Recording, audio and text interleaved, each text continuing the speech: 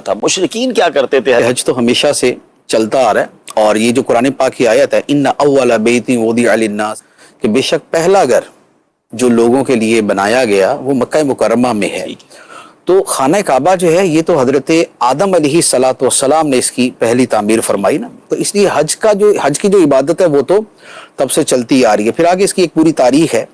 اور اس کے بعد ہمارا جو حج کا طریقہ ہے یہ بطور خاص جو ہے یہ دین ابراہیمی کے مطابق جو ہے وہ یعنی کہ قرار دیا جاتا ہے، کیونکہ قرآن پاک کے اندر بھی یہی ہے کہ وَاتَّخِذُوا مِن مَقَامِ إِبْرَاهِيمَ مُصَلَّى، مقام ابراہیم کو مصلی بنا لو، یا فرمایا کہ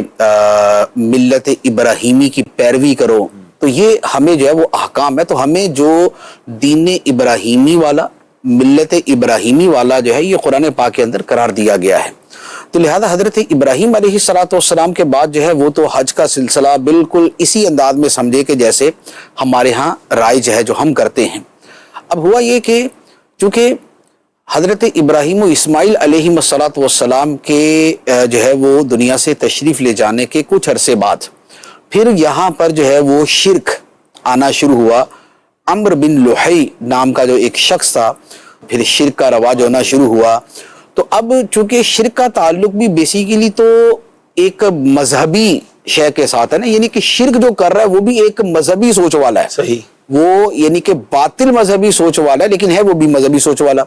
تو اب اس میں کیا ہوا کہ اس کے اندر جو ہے وہ خانہ کعبہ کے ساتھ ایک بت کھڑا کیا تو دوسرا کر دیا تو تیسرا کر دیا. تو کرتے کراتے یہ ہوا کہ فتح مکہ کے موقع پہ 360 بت وہاں پر تھے، اور اسی میں پھر جو صفا اور مروہ کے اوپر 2 بت تھے، اصاف اور نائلہ کے نام سے یہ بھی 2 بت وہاں پر موجود تھے. تو اب مشرکوں نے جو اس میں تبدیلیاں کی تھی،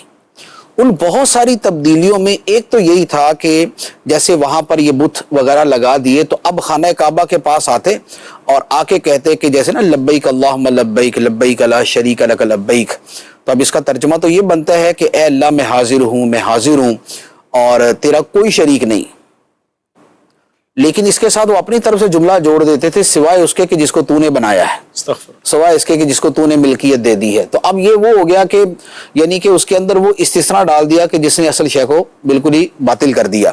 تو اب انہوں نے بت بھی رکھے ہوئے تھے. دوسرے نمبر پر یہ تھا کہ اب زمانہ گزرنے کے ساتھ ساتھ جہالت بڑھتی گئی، سکھانے والا تھا کوئی نہیں، یا جو سکھانے والے تھے وہ خاموش ہو گئے. تو اب اس میں پھر انہوں نے اپنی طرف سے جو رواج اس میں شامل کرنے تھے وہ کرتے گئے، اور یوں کہہ لیں کہ اس کو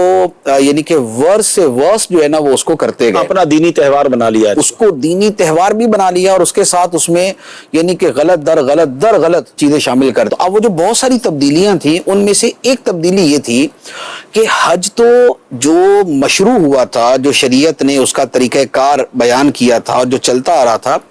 وہ تو یہ تھا کہ سارے کے سارے حاجی جو ہے یہ عرفات جائیں، مینا سے عرفات جائیں گے اور عرفات سے واپس آئیں گے.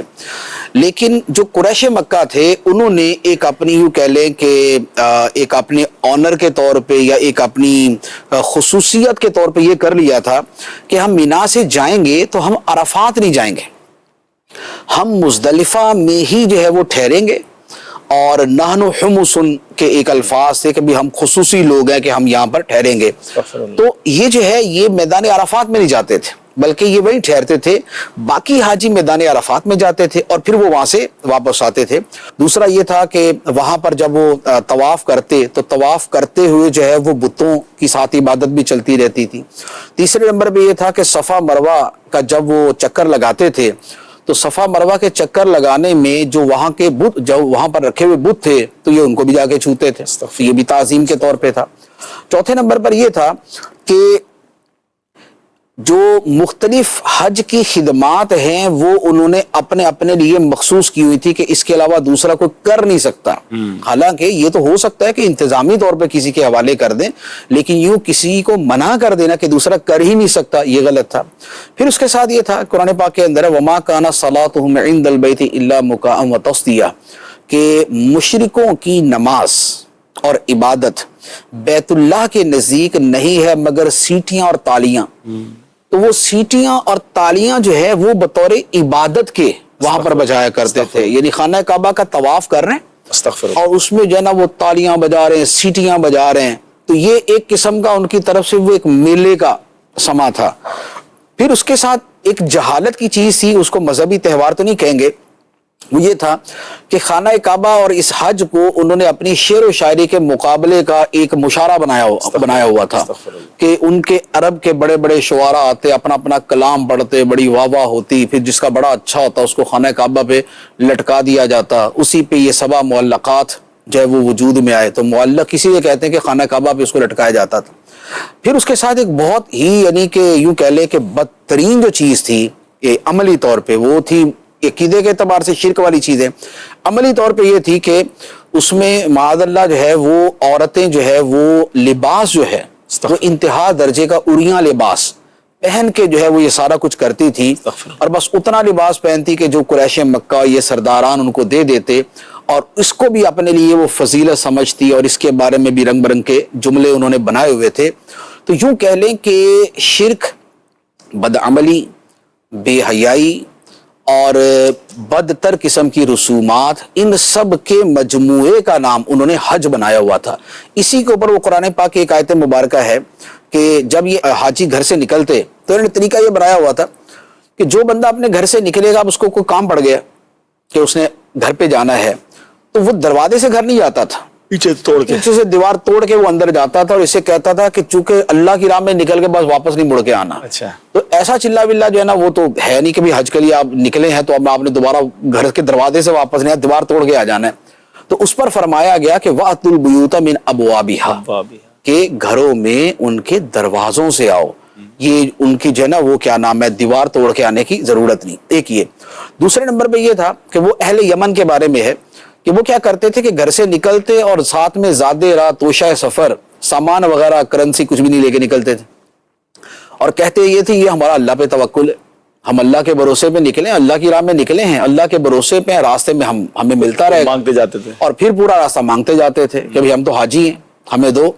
تو اس پر قرآن پاک میں منع فرمایا گیا اور حکم دیا وَتَزَوَّدُوا, کہ زادے راہ اور توشہ سفر, سامان سفر ساتھ لے کے چلو. فَإِنَّ خَيْرَ الزَّادِ التَّقْوَى, بہترین زادے راہ تقوی ہے. اچھا, اس تقوی کا مطلب ایک تو یہی ہے کہ بندہ گناہوں سے بچے, کہ بہترین زادے راہ دنیا کا آخرت کا یہ ہے. دوسرا اس کا معنی یہ تھا کہ تقوی کا مطلب ہوتا ہے بچنا. تو فرمایا کہ زادے راہ لے کے چلو, اور بہترین زادے راہ یہ ہے کہ تم سوال کرنے سے بچو, تمہارے پاس خود بھی کچھ ہونا چاہیے. تو یہ اس طرح کی جو رسومات ہیں اور نہ جانے کیا کیا چیزیں تھیں, تو وہ سب مل ملا کے وہ حج تھا. تو نبی پاک علیہ الصلوۃ والسلام تشریف لائے, تو پھر آپ نے جو صدیق اکبر رضی اللہ تعالیٰ عنہ نے حج کیا تھا, اس میں نبی پاک علیہ الصلوۃ والسلام نے آپ کو یہ کہہ کر بھیجا تھا کہ آپ جو ہے وہ اگلے سال حج کی یہ جتنی غلط رسمیں اور طریقے ہیں ان کے ختم کرنے کا اعلان کر دیں. پھر پیچھے سے جو ہے وہ حضرت علی رضی اللہ تعالیٰ عنہ پہنچے اور وہ یہ حکم لے کے چلے گئے کہ مشرک کوئی بھی نہیں آئے گا. تو یوں کفار جو ہے وہ بالکل اس سے ہٹ گئے, اور اب جو حج تھا وہ ہونا تھا پھر جو سرکار علیہ الصلوۃ والسلام نے کروانا تھا, اور اس کے مقام